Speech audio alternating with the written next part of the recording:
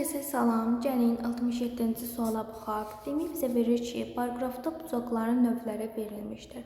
Alfa plus beta plus gamma bərabərdir 310 dərəcə olarsa, gammanın ən kiçik tam qiymətini tapın.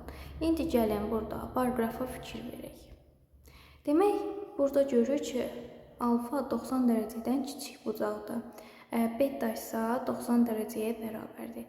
Yəni biz buradan qeyd edək ki, beta 90 dərəcədir. Və burada görürük ki, gamma da 180 dərəcədən kiçik bir bucaqdır. Yəni kör bucaqdır. İndi gəlin misalımıza baxaq. Demək, misalda verir ki, alfa üstəgəlsin, beta üstəgəlsin, gamma bərabərdir 310 dərəcəyə.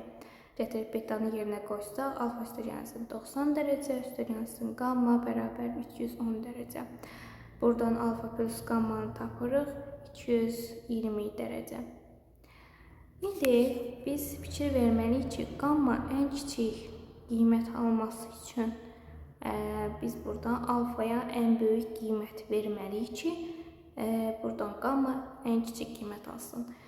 Və biz buradan görürük ki, alfa iti bucaqdır. Ən böyük iti bucaq hansıdır? Alfa bərabər 89 dərəcə.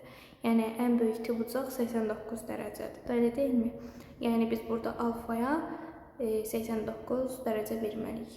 Getirib yerinə qoysaq, 89 dərəcə üstə gəlsin. Gamma bərabərdir 220 dərəcə. Buradan da gammanı tapsaq, gamma edər 131 dərəcə. Və biz burada gammanın ən kiçik qiymətini tapdıq 131 dərəcə, yəni A variantı.